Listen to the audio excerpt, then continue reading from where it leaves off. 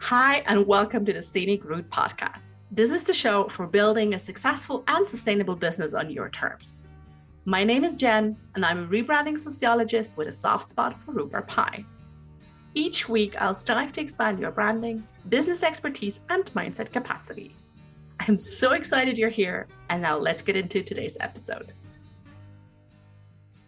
Rach Wilson is a relationship coach who works with couples who have kids and particularly couples who have special needs kids, because she herself has two autistic and nonverbal little ones that have had many challenges, some still ongoing.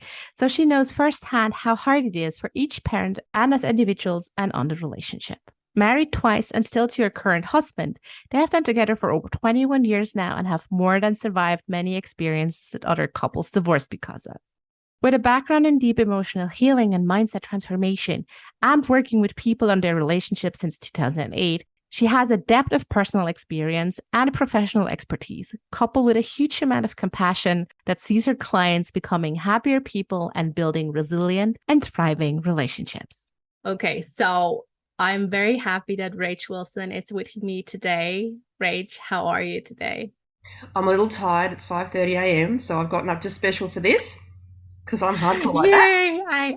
That makes me so happy. But yeah, it's a nightmare scheduling like calls with Australia and the US, Canada, and Europe, but Asia, it's like Yeah, but come the end of my day, I'm not even wordsing. Can't words. yeah. I mean, I have yeah. So that's good. So it's your early morning and like my nighttime, I have 9:30. So I'm kind of like already sleepy and I'm like, I want to go back to my pajamas. So this will be fine.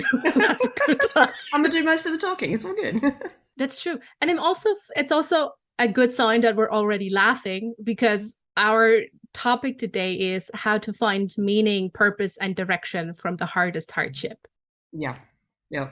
And I've got a lot of that, a lot of stories. Okay, so hey, before we dive in, like what the hardship was, like paint me the picture before, as you called it, your year of hell, your hell year Oh, hell started. yeah. What was the rage before? Rage before hell yeah. Let's see. I was working in my business, had a business partner over in the US, and the two of us had a business where we're working with female entrepreneurs, helping them, with mindset transformation as well as their business strategy, manifesting, intuition development, lots of good stuff. We had our son, and things were going okay. I was able to balance my work and him because he had a fairly predictable schedule. He would sleep for 3-4 hours easily of an afternoon. I'm like, yeah. So I'd be able to get stuff done. It just made things so easy. And my next eldest daughter was like 13, so there's 12 years between him and her, and cruising along and planning for her own thing. And she'd come home from school and she'd take care of Jax, and everything was really good. Ooh, that sounds We had a sweet. couple of we had a couple of periods of, a few months where he was waking up at night time screaming in pain, but, we'd get over those and we'd go for another 6 months or so before another one of those happened. But that wasn't hell yeah. That was hard, but it wasn't hell yeah. And then we fell pregnant with our daughter, who was not on the plan, so not on the plan. I'd done so well to that point to have children with nice gaps between them. There was 6 years between my first and second, 12 between my second and third, and then there was going to be just over 2 years between the last two. Oh, wow. Okay, that's a sure. Yeah, okay. It's almost like 2 under 2. Yes, and I never planned to have kids close together. I was doing really well, but apparently it only takes once, and pulling out does not work. It's gonna make a really great wedding toast, though. Oh, well, the funny thing about our wedding toast. So in the wedding speech, I actually said to my husband, you're allowed one child and one child only. No subsequent pregnancies or multiple births will be agreed to. One and that's it. Well, yeah. So that didn't work out. No, because we had our daughter in our 20s, and then in our 40s, we went, oh, why don't we just do one more? Maybe we'll have our boy, because we really wanted a boy. And we got our boy. And then we got a girl. Okay, so you got pregnant with your last daughter, right? And almost not even 2 years or close to 2 years apart. just over 2 years. Still had the business in the US with your business partner in the US? Yeah, so pretty much when I went on maternity leave after having Corey, I just couldn't get back to it because I was first in newborn oblivion, which we all know what that's like. It was fun for me. I don't know what you're referring to. I'm gonna slap you. I know, no, seriously, postpartum was fucking shit. Oh my Like, God. I mean, I don't know. In my 40s, it was way worse than in my 20s. Oh shit, yeah, fair enough. I got it in my 30s, so it wasn't better. So Yeah, no, 40s, your no. body doesn't cope with it quite so well. So we had newborn oblivion, and then not long after that, Jax had another period of not sleeping. So there's no way I had capacity to do anything during that time. And then we got him good again, probably only for a few months, and I started to get on top of things again, started to feel a bit more normal and coping with. Now, hubby had gone back to work, so I was now finding my balance with these two littles, like two littles, still shocking. And then Hell Yeah started. Ooh. So you started into Hell Yeah, like kind of like semi-fresh, semi-balanced, semi. Yeah, it was just starting to get my groove with the two littles, and I'm thinking, I can do just a little this, bit Mama longer. got this. I can do this, and then I'll get back to work, and that's not how it worked out. So Hell Yeah started when? Around March 2019. So pandemic, when the pandemic really started. I wasn't focused on the pandemic. That was the least of my worries that year. So yeah, Hell Yeah started. It started with him getting an ear infection. Now, all the way up till now, we've known Jax has a very sensitive tummy, which is why we've had these periods of pain at night time. And he would scream for between 10 and 30 minutes straight, like this poor kid. And he would have periods of, 1 to 3 months typically, but we had 1 6-month stint before Hell Yeah. And all that time he was gluten-free, dairy-free. I mean, we had him even when as a baby on Novalax, which is an allergy formula, because he had really bad colic from the time we got him home from the hospital. Okay, yeah. So we've always known he's had some problems. Yeah, so gluten-free, dairy-free, and by this stage he was low carb, everything you could do night nutrition-wise. I mean, this kid was having spirulina in his breakfast and stuff. I was trying to boost, like, he still at this day, 5.5, has never had chocolate or chips that have flavoring or packet stuff because he's so sensitive. Wow. So I always had treated him and tried to treat him naturally or as naturally as possible because I just knew he was so sensitive to everything.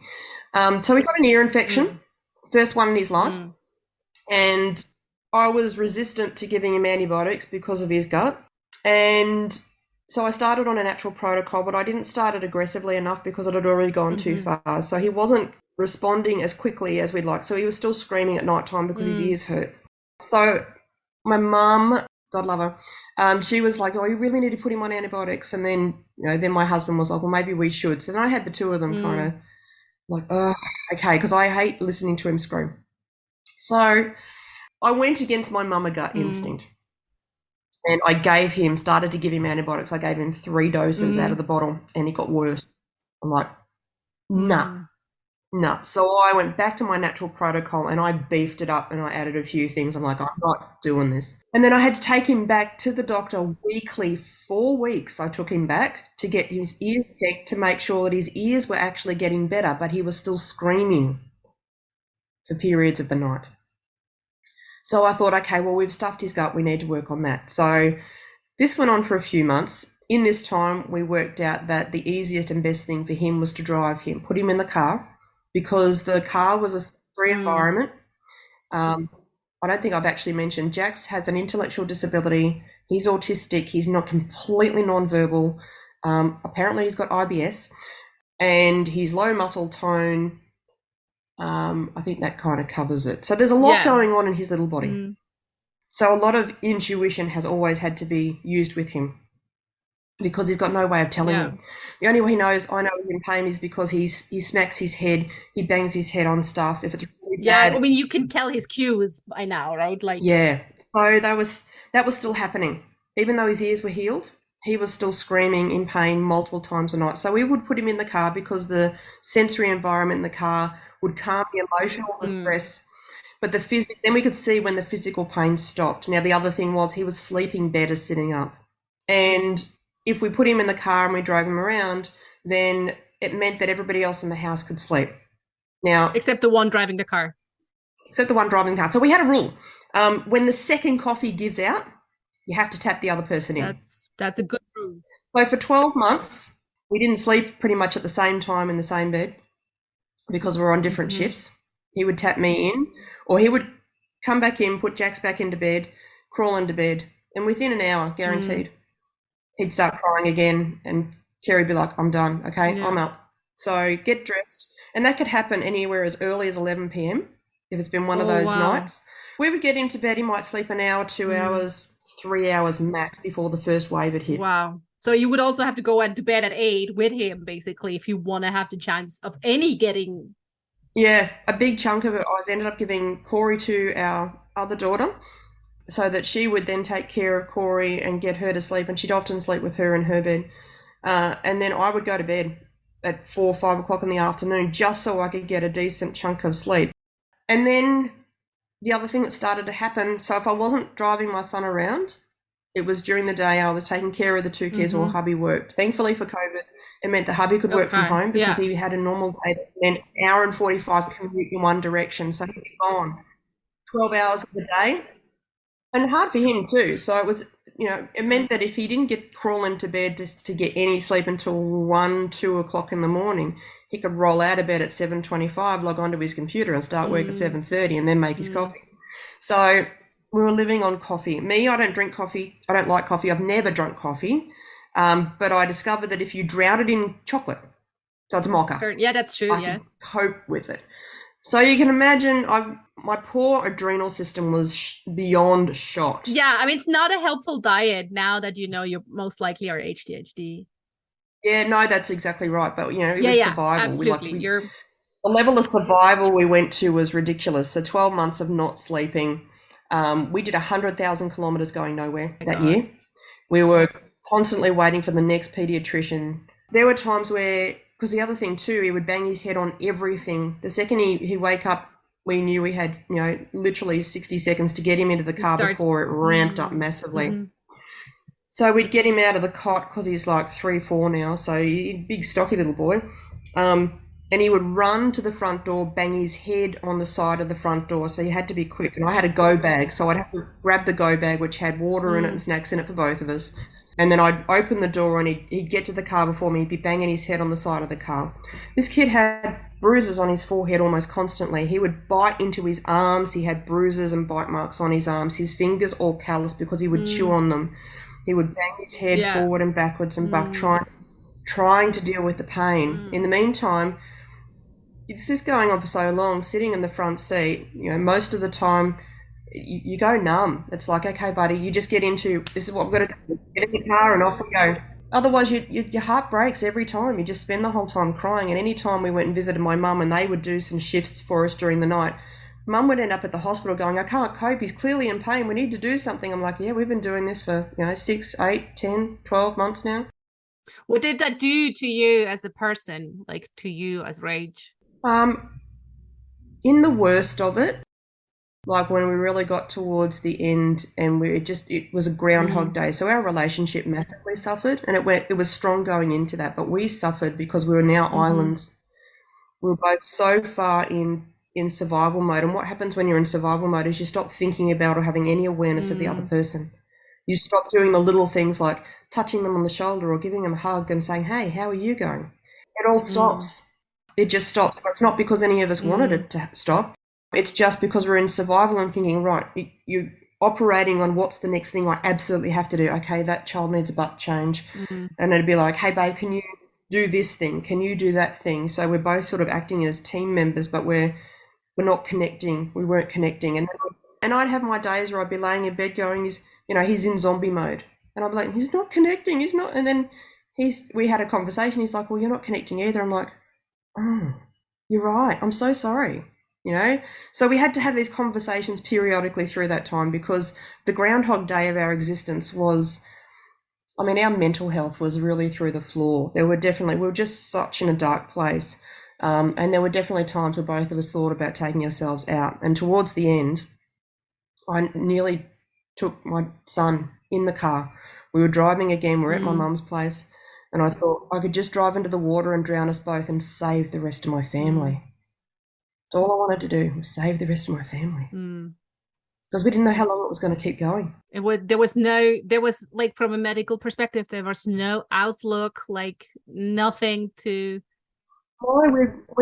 We'd seen a neurologist because I pushed for it, because we couldn't tell if it was a pain in his head or a pain in his tummy. Like I was grasping at anything, like anybody help me work it out. And because we decided to move from New South Wales to Queensland, in that process, we had to move and get new pediatricians and everything. Start the entire circus again. Yeah, but I knew in that process, because when I finally got the referral for the neurologist, at that point we knew we were moving to Queensland, and it takes 3-4 months to get into, sometimes longer to get into specialists. So I booked it for Queensland, thinking we'd be up there in January, and we're staying at mum's at Christmas. We moved out of our house just before Christmas, moved to mum's place with the intention of only being there for about 3 or 4 weeks. Well, it took a lot longer to find a place, and it was causing a lot of stress. But then they got a real feel for what our life had been like for nearly 12 months at that point. Anyway, we were in and out of hospital. We ended up getting him into hospital because every time we'd go to hospital, by the time they'd see him, he'd be out of the pain episode. It'd be done. So they're like, he's not in crisis mode. It's not appendicitis. We don't need to do anything right now. Just wait until you see your pediatrician. So nobody would do anything. And then we did get him into hospital because I pushed to get him to x-ray his tummy, because he had some impaction when he was younger, and we were able to deal with that. So I thought, well, maybe that's it. Maybe anything. So I pushed for the x-ray, and the x-ray came back showing there was pretty significant impaction, which meant there were a lot of poop all the way through him, even though his poop was like cake batter. I mean, that's causing pain too. Yeah, but his poop was like cake batter, so that didn't make sense to me. But I'm like, okay, whatever, just let's do something. So we got into the hospital, and I mean, there's a whole other level of trauma there. Everything we do with him is traumatic because he fights, he doesn't understand.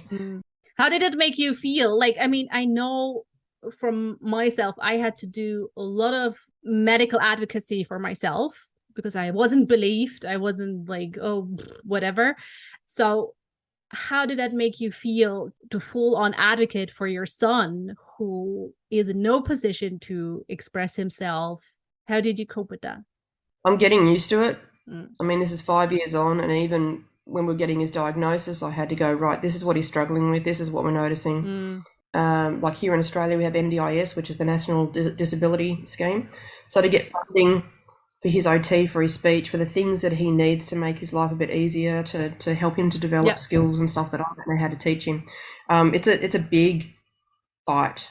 Like, you really got to go to bat, and you've got to push the point. And I find that the hardest, one of the things that we have to do to get the funding. Pushing. Because we have to go through, because we've got to go through, and we've got to basically, in the report, and we've got to do a first-hand account. Like, I wrote a 12-page first-hand account of what it's like living with Jax and the things that he struggles with and what it looks like on a day-to-day level. And you kind of got to paint the worst picture because in order to get the level of funding, you'll never get the level of funding you really need. But you've got to paint the worst picture as if it's more often than not. Now, going into Hell Year, I managed to paint a pretty good picture because we got funding at least for that year, because I'd hurt my back. I couldn't lift him, and he would go into massive flops and stuff. So I just kept injuring myself. So I managed to get decent funding for support that year, and thank God. Like, I really think God was looking out for us, because we did have someone that would come each day and help for the most part, because otherwise I would have ended up in hospital with the amount of burnout. But in those reports, you've got to focus on the worst part of it. And every report you get from the OT, from the speech, from that, they always talk about, how far behind his peers he is, how much he struggles. And you see it in black and white. And it's like, I hate someone who's a mindset coach, and we feel the stuff, but we focus on the positive and the possibilities and whatnot. And then in these processes, we have to focus on the worst parts of it. And you keep on rereading it in black and white, and it's just... And then every meeting you've got to talk about it. And while this is it's so bad, it's this, and it is. But I don't want to focus on it. Yeah, it's not going to help you in your day-to-day life by just focusing on what he can't do, right? So hell yeah, so that was hard enough. Mm. And that was only 3/4 of the picture. Yeah, I mean, you still had your business with the US, you had your other children, I mean, your own Well, I wasn't health. doing anything. My business I basically stepped away from the business. I just couldn't. I had no capacity. I literally had no capacity. My days were spent taking care of the two littles, getting through the day, driving my son around when he needed it. But how did you get out of hell year? Like, did you get like the medical diagnosis then at the end, or like? So how we got out of hell year, like I was saying, we moved to Queensland, which meant I had to do. So we saw a neurologist up here first, but we had to drive from my mum's, she was 5.5 hours from Brisbane. So it was a 5.5 hour drive to come up and see the neurologist because we hadn't quite moved up here yet.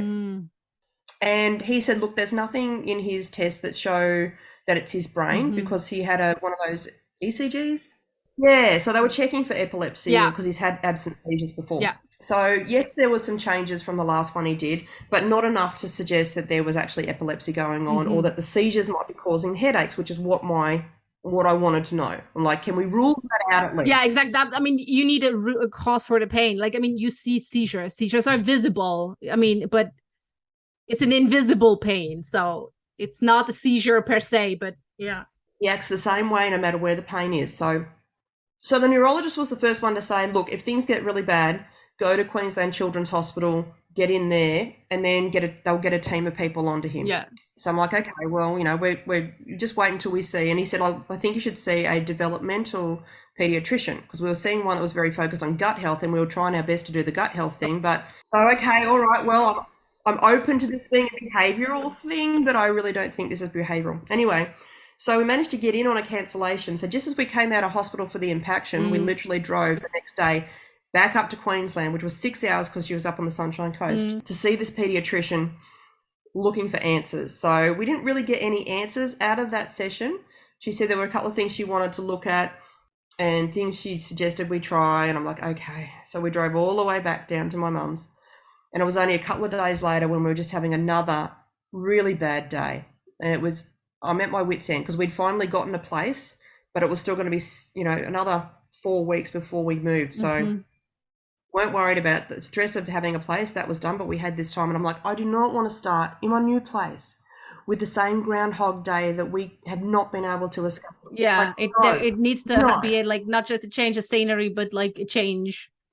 Yes, I'm like, no, not happening.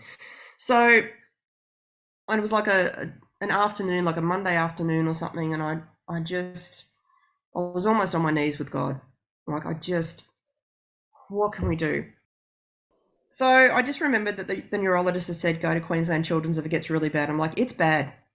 I mean, it's been bad the whole way along, but yeah, how bad there should it get? Yeah, like, no, yeah, go. And my mother was freaking out and going, she was struggling because now she's had, nearly 2 months of dealing with this and she's not coping. So I'm like, okay, nobody here's coping. Everybody's not coping with our life. And we've done it for 12 months and we're not coping with our life. Okay, we've got to do that. So I rang the pediatrician to see if she could get us referred into Queensland Children's, but because we're in New South Wales and it's a different state, they couldn't do the referral. She said, turn up to emergency. Now, we'd done emergency a number of times and we'd been turned away. So it was a gamble. Yeah. To drive so 5 hours to be admitted or just be like, nah, go back. Or sent home. So, but something in me said, I've got to try something because the other regional hospitals near Mum's kept saying, well, wait till you see your pediatrician, wait till. So Mum said she'd come with me. Hubby'd already taken too much time off doing the other appointments. So I left him and everybody else there and Mum and I drove up. And by the time we got up to the hospital at 7:30 p.m, we got into emergency. And right on cue, Jax went into a meltdown. Before you were always kind of late. You've always missed a lot of time. You've missed the episode, as I understood, right? Oh, he would be in pain and screaming when we got to the other hospitals, but it never got us through. The doctors never saw him at that time. So I got to Queensland Children, had a meltdown. They took us right out the back real fast and got us into a room where we could just sit him on the ground with his blanket and just let him settle down. Triage nurse came in and we started to tell our story. She goes, okay, hold on.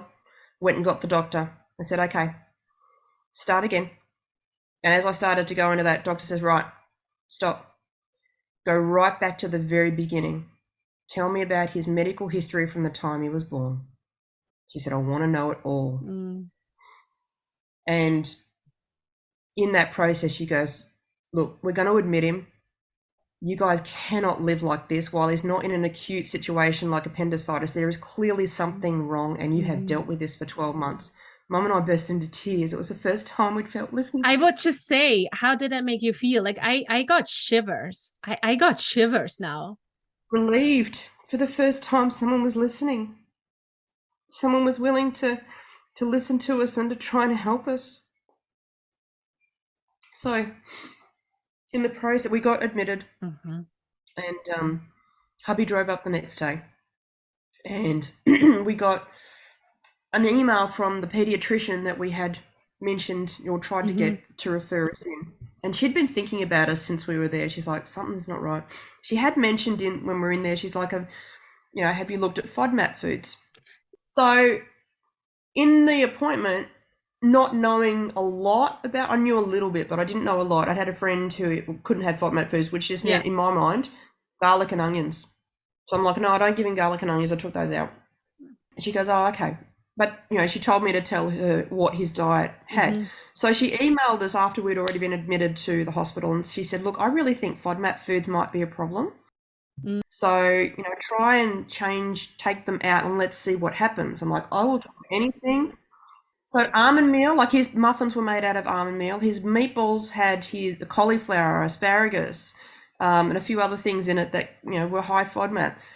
So we got rid of his muffins, and I had a friend who lived up here, and I just messaged him and said, look, if I give you the money, can you make a new batch of meatballs for me for Jackson? And we went and found some spelt sourdough bread, which apparently is okay on FODMAP. He'd been gluten-free, dairy-free, sugar-free, low-carb, fruit-free, everything free, this poor kid. I just had him on these meatballs with veggies, and I had these muffins that were low, I was doing all the things. So he made the meatballs, and this was on day 2. So they had seen him and what happened at night time for that first 2 nights. And they're like, okay, so then they organised gastroenterology, MRI, and all these other things to be done that week. So we changed the meatball recipe. We got rid of all the FODMAP foods. And within about 24 hours, he slept. We thought, okay, he's done one night. Here and there, we've had a singular night. Yeah, let's hold our horses, but... So 2 nights he slept. I'm like, okay. Okay, we take it. Good. We take it. But I'm not celebrating yet. Yeah. Well, I take it. But the champagne is still cold. Third night, I'm like, maybe we have sorted this. So we were only in hospital for another probably 2 days after that. They still did the MRI. They still did all the other checks. So we didn't end up seeing the gastroenterologist because it seemed to resolve once we changed the food. So there was no emergency need to see the gastroenterologist. But then the doctors basically said, okay, well, now you're going to head back to where you were before, where he was screaming and doing all that sort of stuff. So now the next test is to cancel out behavioural, to go back to that environment. And if it starts up again, then it might be, a bit of a behavioural component, thing, not necessarily. Yeah. But I always knew. I knew you solve the pain, you solve the problem. So we got back to Mum's, and not once did he try to go to the car. Wow. He slept all night. Wow. He fell asleep easily. And that's how it stayed. And it was only a week later that we moved into our place here in March last year. Wow. So what had happened was when we gave him the antibiotics, because his gut was already sensitive, it made it extra sensitive. So then FODMAP foods became a problem that kept the problem going. Yeah. The food was literally fermenting in his stomach, in his digestive system. When they did a gut biome test, like they got his poop, it showed that there was blood in there, which means there was significant inflammation all the way through his intestines. He had cake batter poo, which means there was mucus being created because his body was trying to protect itself. I mean, this kid was in excruciating pain. It was heartbreaking. And then thankfully, once we got set up here, I found a new dietitian, and it was the dietitian that suggested that for Corey, amines and salicylates may be a problem. So salicylates generally in kids like her trigger them to be hyperactive and impulse control issues, and the amines trigger the rages and the ODD. So we took those. The dietitian's like, just, wean her off those. I'm like, hell no, out, all of them. So I took them all out. Within a week, we noticed a significant reduction in the amount of meltdowns and the severity of them. Yeah. Within a month, no more rages. Wow.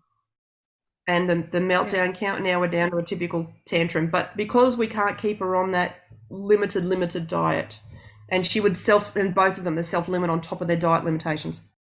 So they can't stay on these super restrictive diets without having a fallout. Both of them are iron deficient. We've got her on a supplement now, but she's going to kindy, and they're getting, they've got the fruit platters, and she wants to join in. She so desperately wants to join in. Really wants to have the fruit, but the only safe fruit for her is a peeled pear, not just a pear, a peeled pear. And she doesn't want to eat a peeled pear. She wants to eat the apple, and she wants to eat the orange, and so I can tell when she's had food that she shouldn't have, because then we get the oversensitivity. Yeah. Without even asking her any questions, she'll just start saying no. I'm like, oh. Then it doesn't matter what you try to give her or offer her. It's like a no. Yeah. Like the real ODD kind of kicks in. Like nothing, she's not doing anything you even suggest. Not even reverse psychology is going to work at that point. And then we go into full-blown meltdowns because I might have said, oh, let's do this instead. And then say, no. Yeah. Like, and then we have had rages. But I know that it's just her body letting us know that it's hit a tolerance level, and I need to go back to basics for a bit so her body can. Right. Like, I mean, it helps. You have a way of like, okay, judging, categorizing this, and like, oh, okay, I can deal with this because I know now what it is, right? Like I know what it is, yeah, and it's not easy. I mean, as she gets older, and she's also got speech apraxia, so she can't communicate very well. She understands a lot, but she can't get her mouth to do the words. So she gets really frustrated when we really don't understand. And I'm like, she says the word apple for 1,000 things. I'm like, I have no idea what you're talking about. What do you need, my baby? I will give you anything you need if you can tell me or show me what it is that you need. But the second she realizes she's not getting it, even though you just don't understand what she's asking for, she goes into a massive meltdown, because now I'm like, oh, baby, I don't know how to help you. But, out of all of that, so Hell Yeah was ridiculously, extremely, and hard doesn't even cover it. Yeah. Like, it was the hardest, stressful, emotional, like everything, like my everything now compares to Hell Yeah, and it doesn't even compare. But all the way through it, as hard as it was, I always knew there was a reason for it. I didn't know what it was at the time. I'm like, somewhere along the line, I'm going to know why we've experienced the hell that we have. And we're over 18 months. What is it? March last year was when we got resolution and started to recover.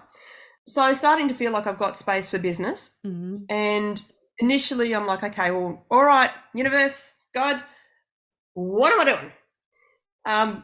And what came through was relationships, which I'd done years and years ago. And I thought, well, that makes sense, because Kerry and I, even though, Hell Yeah really rocked us. You're still together, right? I mean, that's a massive fucking achievement. Like, well, it is. And I didn't know that at the time, that, couples who have special needs, high needs, neurodiverse children have a really high divorce breakup rate, like ridiculously high. Like there's some statistics say 80%, some say 90, some say 50. Yeah, it doesn't matter, but it's ridiculously high. Yeah. Doesn't matter. It's higher than the average. And understandably so, because if you've got any gaps or cracks in your relationship, when you add children, that puts stress on and makes it more visible. But you add.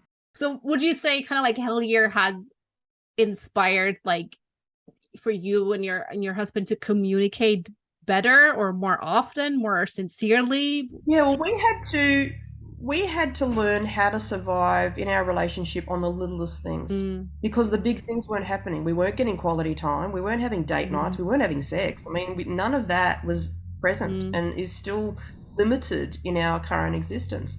So we had to get really good at things like appreciation. Like, honey, thank you so much for helping me out, or thank you. Words of affection. Amazing, you're my rock. Appreciation goes a long way. So yeah, I love you, but the appreciation actually has even more juice because it says, I see you. Yeah. I know you're trying hard. So the words of appreciation were such a big thing. Making a conscious effort to just go and give each other a hug and some physical touch. Yeah. So what I did was I took all of that and decided I'm going to work with couples who have special needs and neurodiverse children and help them to build a relationship that is strong, that is resilient, that can survive those hard times like we had to, but then learn how to thrive beyond them. Because the other thing I learned was once the kids slept and once we organised, sorted out her rages, we still had to rebuild our relationship because we'd gotten into a survival pattern. Yeah. And the survival pattern was, I just do the next thing that I need to do, not having awareness of the other person. Yeah, kids first, you second, partner third, and ugh.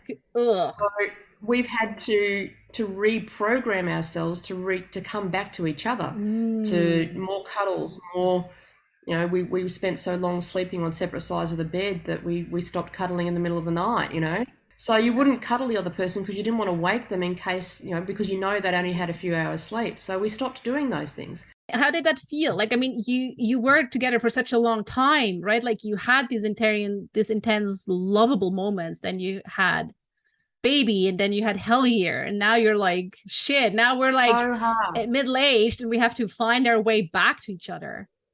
Yeah, and look, there's still some grief sometimes because it's like, well, we don't have the relationship we had in the beginning. Even before we had the two littles, life was great with sex on a regular basis and, plenty of quality time to chat, time to just hang out, go places. When we decided to have our son, we didn't expect he was going to come in with special needs. This is not the life that we planned. No one plans that ahead. But no. And then our unexpected little gift here. I even considered not having her. I did because after all of everything that happened with Jax, there was also a question mark as to whether or not it was safe enough for me to have another one. So, but every time I thought about not having her, I cried. I'm like, oh, okay. We have to trust that, whatever comes our way, we can handle, not knowing that hell year was only a year or two down the track. But we survived. Where do you think that innate knowing that whatever comes your way, you can manage, you can handle, you can survive? Where do you think that innate knowing is coming from? I think it's a mixture of things. I think having done a lot of personal development and a lot of that stuff is kind of a core belief within that. And even in plenty of religions, it's the same thing. So God never gives you more than you can handle. Or, so there's a lot of things that I think I've been programmed with at some point. But at the same time, I know I've also, some of the stuff I learned through growing up in a Catholic home and a Catholic school, there's plenty of things that I'm like, well, that doesn't make sense. So, I'm not going to take that on. But there's something comforting about, and I have seen it. Now, there's plenty of times in my life where stuff has happened and then down the track, I'm like, oh, now I understand why I went through that experience. So I've always utilized my experience in some way. Yeah. And initially this year, I thought, I'll work with, relationships and entrepreneurs because, that makes sense to me and that seems easier. I still had to do some of my own healing work to recover from hell year.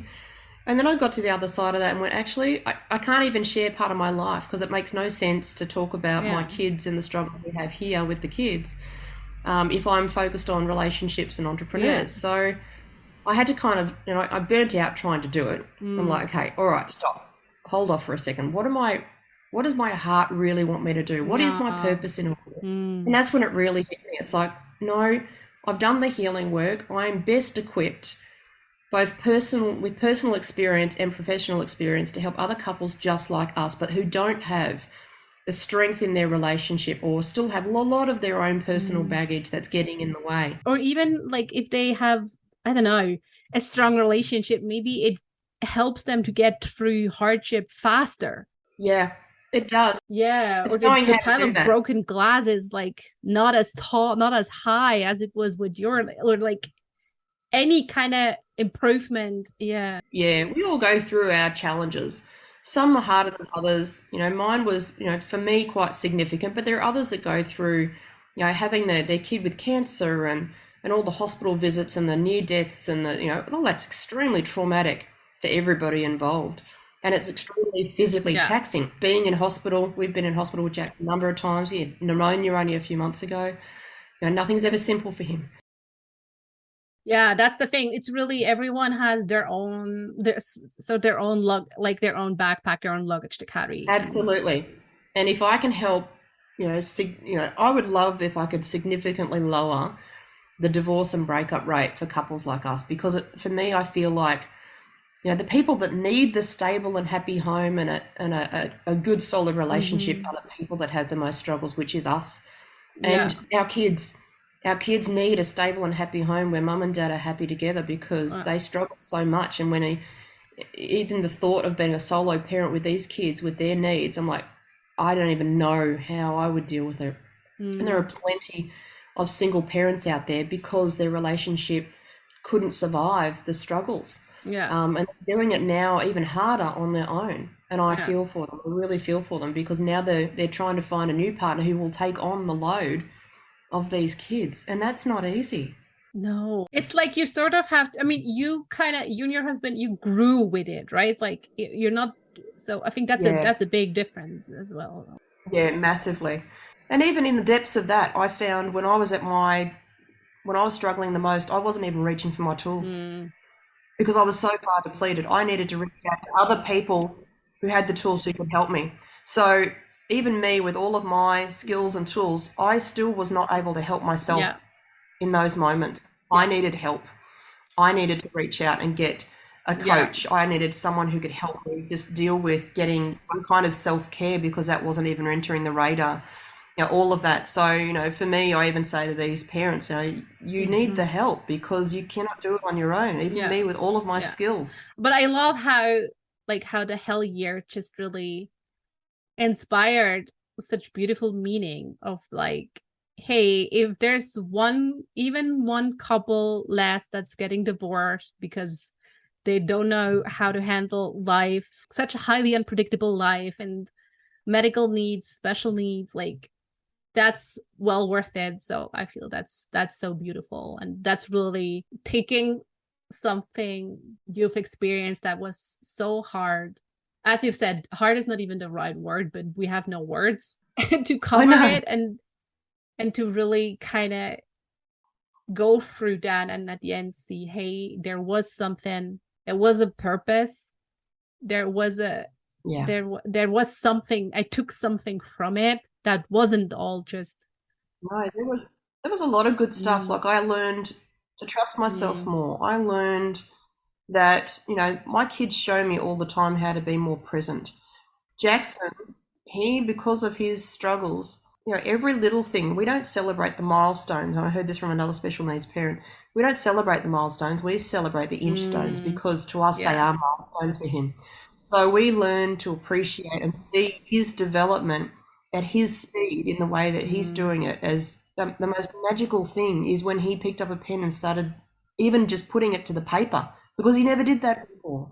So he's helped us to learn to appreciate the littlest things. But not just that, I mean, being put into the neurodiverse world, we've had to learn a whole new language and understand capacity. And I had to throw my old parenting book out the window. I'm like, I've had to relearn how to parent kids who don't fit the mold, which has also helped me to learn, I'm also neurodiverse.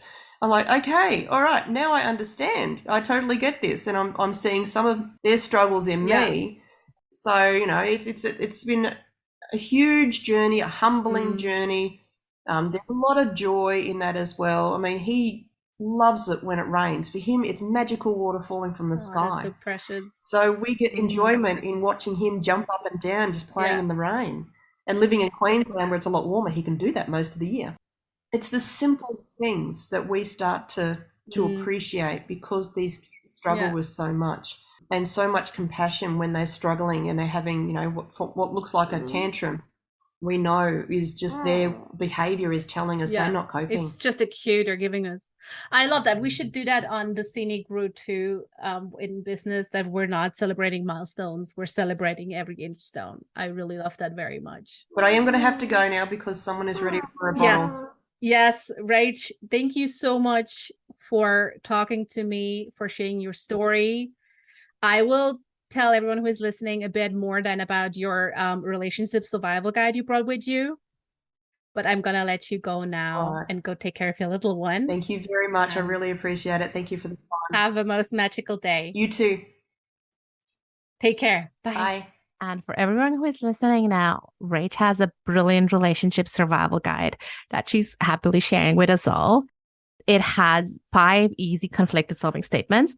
And it's perfect for couples with neurodiverse kids. It will walk you through how to start rebuilding your relationship so you can feel connected, loved, and desired again. She's also going to share with you the 3 things you need to do to completely rebuild your relationship so it's resilient and can survive the storms. Like all the phases and curveballs life just keeps throwing at you. And she's gonna also share in her guide the 5 most potent circuit breaker phrases to dissolve and de-escalate all upsets and conflicts so you can experience a lot more peace and harmony. So go download her survival guide. It's going to be linked in the show notes. Thank you so much for listening to the Scenic Route podcast. I hope you've enjoyed today's episode and that you can take something from it that feels right to you. I'd be so grateful if you could share the Scenic Route podcast. As always, you can head over to scenicroutepodcast.com to check out all the links and resources from today's episode. Oh, and while you're there, don't forget to download my free email course, Intuitive Branding Invitation, to teach you how you can successfully tune into your own brand frequency and rediscover your brand's unique gifts, strengths, and talents. So thanks again. Talk soon.